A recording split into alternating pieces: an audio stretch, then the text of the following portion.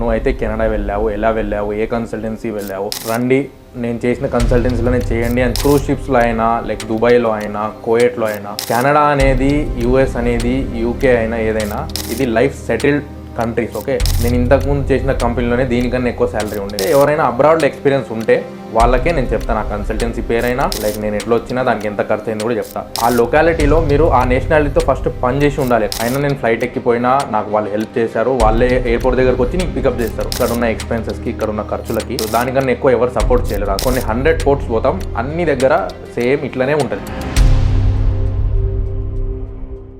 Welcome back to my video. ఎలా ఉన్నారు మీరందరూ? మీరు వచ్చేసి నేను ఏదైతే చాలామంది నాకు అడిగారు కదా, అన్న నువ్వైతే కెనడా వెళ్ళావు, ఎలా వెళ్ళావు, ఏ కన్సల్టెన్సీ వెళ్ళావు, సో చాలామంది చాలా ప్రశ్నలు వేశారు. దానికి నేను ఒక్కరికి కూడా కామెంట్ రాయలే, ఏది ఆన్సర్ కూడా ఇవ్వలే. ఎందుకంటే ఒకవేళ నేను మీతో పాటు సేమ్ రండి నేను చేసిన కన్సల్టెన్సీలోనే చేయండి అని చెప్పాను అనుకో, మీరేం చేస్తారు, అందరూ నేను వచ్చాను కదా నా నమ్మకం మీద అందరూ వచ్చేస్తారు. కానీ నేను చెప్పేది ఒకటే ఏంటంటే, ఒకవేళ మీకు ఎక్స్పీరియన్స్ లేకపోతే ఇక్కడ రావడం మంచిది కాదు. ఓకే, ఎందుకంటే మీకు ఎక్స్పీరియన్స్ అనేది ఉందనుకో మీకు తెలుస్తుంది. లైక్ ఇండియాలో కాదు ఎక్స్పీరియన్స్, క్రూజ్ షిప్స్లో అయినా దుబాయ్లో అయినా కువైట్లో అయినా ఎక్కడైనా మీరు ఎక్స్పీరియన్స్ ఉన్న తర్వాతనే మీరు ఇంగ్లీష్ కంట్రీస్ అనే రావచ్చు, లైక్ యూకే, యూఎస్, కెనడా. ఎందుకంటే నేను కూడా చాలా చోట్ల పనిచేసి ఇక్కడికి వచ్చా, అదైతే మీకు తెలుసు.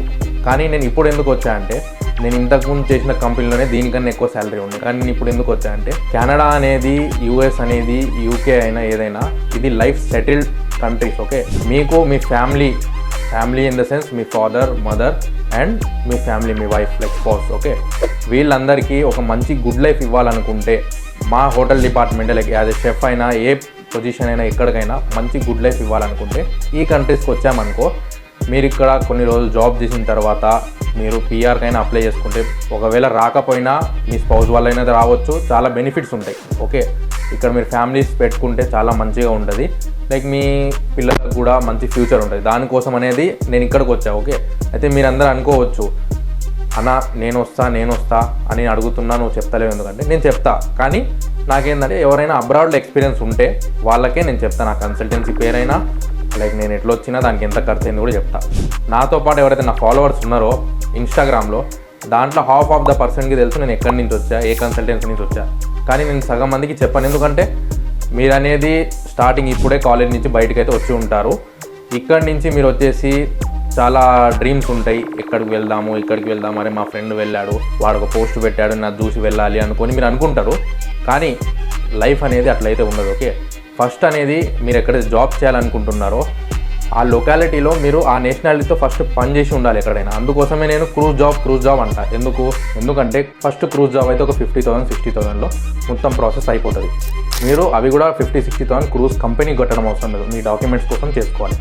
దాని తర్వాత ఫ్లైట్ టికెట్, మీకు పికప్ డ్రాప్ అన్నీ ఫ్రీ ఉంటుంది. ఓకే, మీరు ఎప్పుడైతే ఎయిర్పోర్ట్లో అక్కడ దిగింగానే ఎక్కడైనా, నేనైతే ఫస్ట్ ఆమ్స్టర్డామ్ పోయినా, నాకు ఫ్లైట్ ఏమో తెలియదు అప్పుడు, ఆ టైంలో నేను పోయినా. అయినా నేను ఫ్లైట్ ఎక్కిపోయినా నాకు వాళ్ళు హెల్ప్ చేశారు, వాళ్ళే ఎయిర్పోర్ట్ దగ్గరకు వచ్చి నీకు పికప్ చేస్తారు. అదే నువ్వు ఫస్ట్ అబ్రాడ్కి బయటకు వచ్చావు అనుకో, నీకు ఎవరు రారు. ఓకే, నువ్వు అనుకుంటారు, చాలామంది అంటారు వచ్చేయండి నేను చూసుకుంటా ఫ్రెండ్స్ అని. కానీ ఇక్కడున్న ఎక్స్పెన్సెస్కి ఇక్కడున్న ఖర్చులకి ఒక మనిషి వచ్చినా వాళ్ళకి బర్డెన్ అవుతుందని ఒక రోజు 2 రోజులు మీకు ఇది చేసుకోవచ్చు, దానికన్నా ఎక్కువ ఎవరు సపోర్ట్ చేయలేరు. అందువల్ల నేను ఏమనేదంటే, మీరు ఫస్ట్ క్రూజ్కి వెళ్ళారనుకో, దాని తర్వాత మీకు అర్థమవుతుంది ఏది ఎట్లుంటుంది, లైఫ్ ఎక్కడ ఎట్లుంటుంది, ఏ కంట్రీలో ఎట్లుంటుంది, ఇదొకటి.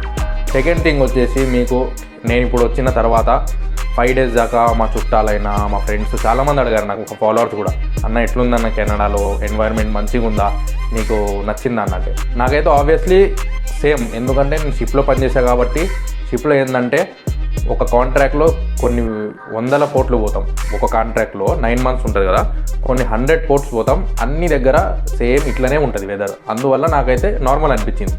అదే ఫ్రెషర్ ఎవరైనా వచ్చారనుకో, సంథింగ్ డైరెక్ట్ కెనడాకే వచ్చాడు, వింటర్లో వచ్చాడు, అది కూడా 10 days చూసి వానికి ఏదో హోమ్ సిక్ అట్లాంటివి అవుతూ ఉంటాయి. దానివల్ల నేను చెప్పానంటే ఫస్ట్ అక్కడ పోయి దాని తర్వాత లాస్ట్ సెటిల్మెంట్ కదా, లైఫ్ సెటిల్మెంట్ కోసం ఇక్కడికి వస్తే మంచిది. ఓకే నా ఫ్రెండ్స్, ఈ వీడియో కనుక మీకు నచ్చినట్టయితే ప్లీజ్ సబ్స్క్రైబ్ చేయండి. ప్లస్ ఇలాంటి వీడియోస్ కోసం మీరు కామెంట్ కూడా పెట్టండి, అన్న నాకు ఇది వస్తలేదు, దీని గురించి చెప్పన్నా అని. నేనైతే దానికోసం వీడియో చేయడానికి ప్రయత్నిస్తా. ప్లస్ ఇక్కడ నేను ఏదైనా వీడియో చేయాలంటే నాకు చాలా టైం పడుతుంది. ఇంకొకటి వచ్చేసి ఇక్కడ ఇంటర్నెట్ కూడా చాలా ఎక్కువ ఖర్చు. అందువల్ల నేను వీడియోస్ కొంచెం స్లోగానే చేస్తా, కానీ కంటెంట్ మాత్రం ఆపను, వేస్తూనే ఉంటా. Thank you so much for watching my video.